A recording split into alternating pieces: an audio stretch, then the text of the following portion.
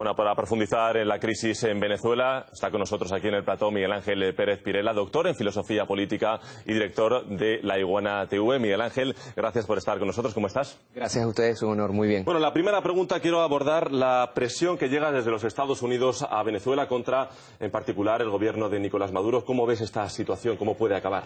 Bueno, primero que todo hay que decir que es una presión inédita. Si nosotros nos ponemos a ver incluso los casos bélicos más importantes de ataque de los Estados Unidos, Afganistán, Irak, Siria, pocas veces se ha utilizado un aparataje, primero que todo mediático, mundial tan grande, pero también financiero, económico, diplomático contra un país.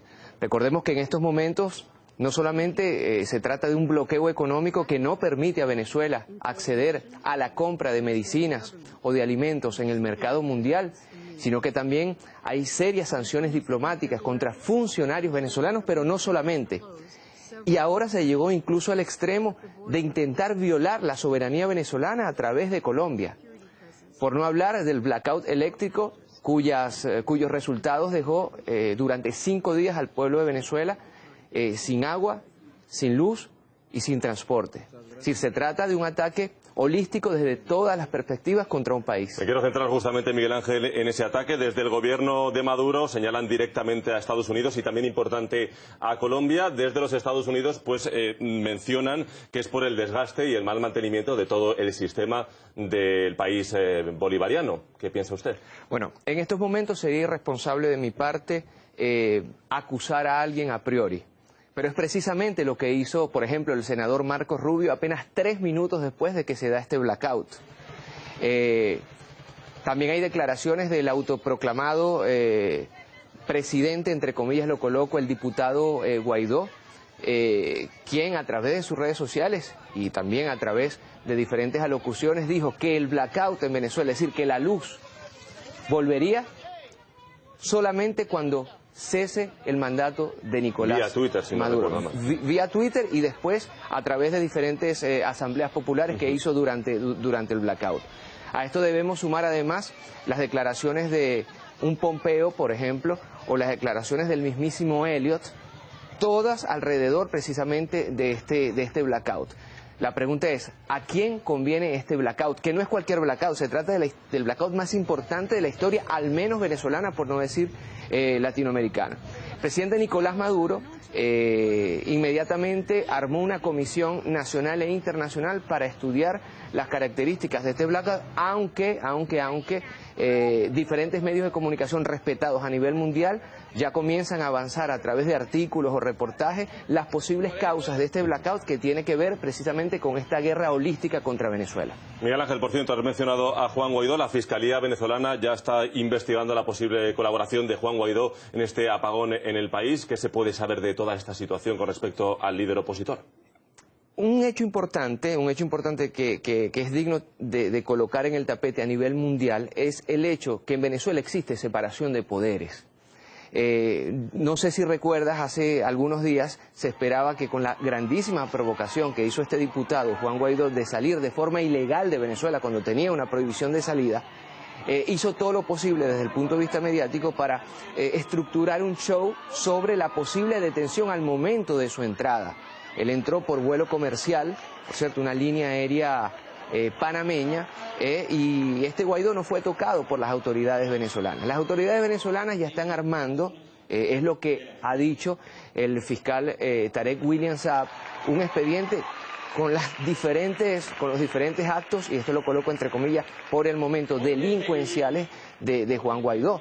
Pero es que no se trata solamente de qué tiene que ver Guaidó con el blackout.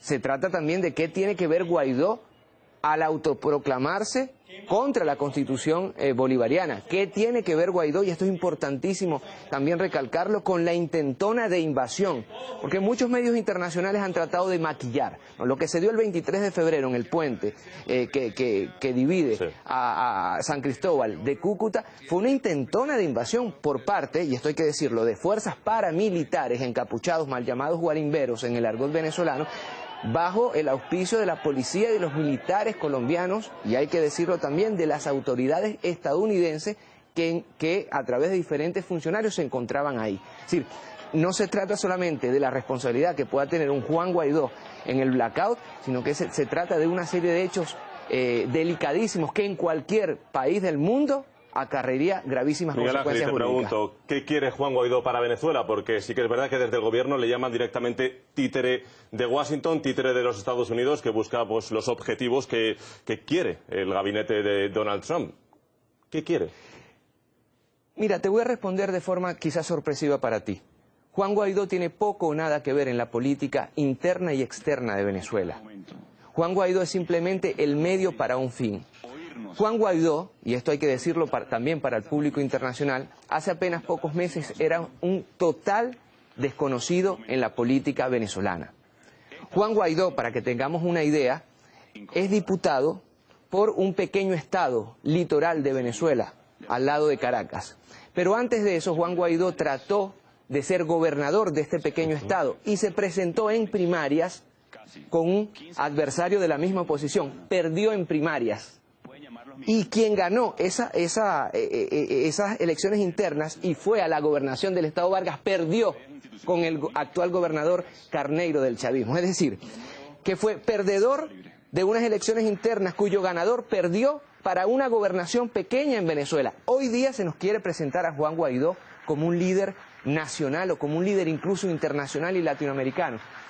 Yo no sé si es títere del imperio. Lo que sí sé es que se trata de una de las mejores estructuraciones mediáticas y de marketing político que los Estados Unidos ha construido en los últimos tiempos. Me imagino que entonces, escuchando sus palabras, no tiene legitimidad ninguna Juan Guaidó para hacer lo que está haciendo en Venezuela. Bueno, Juan Guaidó no llega a 100.000 votos para ser diputado y quiere sacar del poder a un presidente que superó los 6 millones de votos, pero voy más allá. El primer golpe de Estado que da Juan Guaidó no lo da contra Nicolás Maduro. El primer golpe de Estado que da Juan Guaidó lo da contra la misma oposición. Pues cuando él se autojuramenta, ni siquiera los actores y partidos más importantes de la oposición, exceptuando Primero Justicia y Voluntad Popular, sabían de qué se trataba. Hoy día los primeros secuestrados por estas acciones, y me permito decirlas, delincuenciales contra la Constitución, son precisamente los partidos de oposición que nunca lo reconocieron y nunca estuvo ni siquiera en un segundo o tercer rango de importancia en la política interna de la oposición venezolana. ¿Y por qué crees que él piensa que tiene tanta legitimidad? ¿Crees que el apoyo internacional de países importantes le ha dado ese poder, por ejemplo? Bueno, cada quien puede pensar lo que quiera. En la subjetividad no pensamos, ya entramos en el campo psicológico. Más allá de lo que él pueda pensar, y tomo tu palabra, aquí se trata de un puñado de países.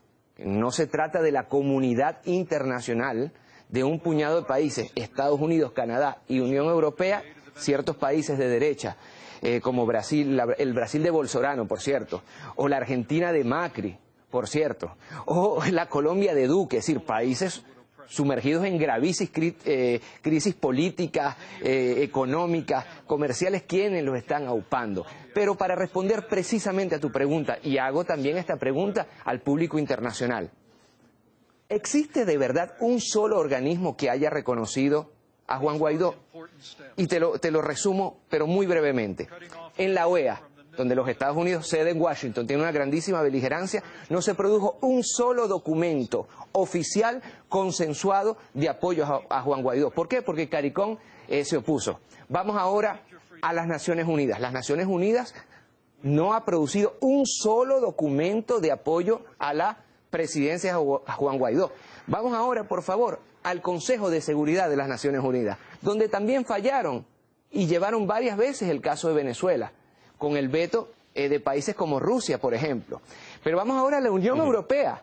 Países como Grecia e Italia echaron para atrás la declaración. Entonces me pregunto yo, y le hago una pregunta al público internacional, ¿cuál es la institución, cuál es la entidad internacional de cualquier parte del planeta que realmente haya apoyado de forma concreta a Juan Guaidó? No existe. Y el Departamento de Estado, lo siento mucho, de los Estados Unidos, no es la comunidad internacional. Sin duda da para mucho debate la situación en Venezuela. Miguel Ángel Pérez, doctor en filosofía política, ha sido un placer tenerte con nosotros en Riguroso Directo. El placer es mío.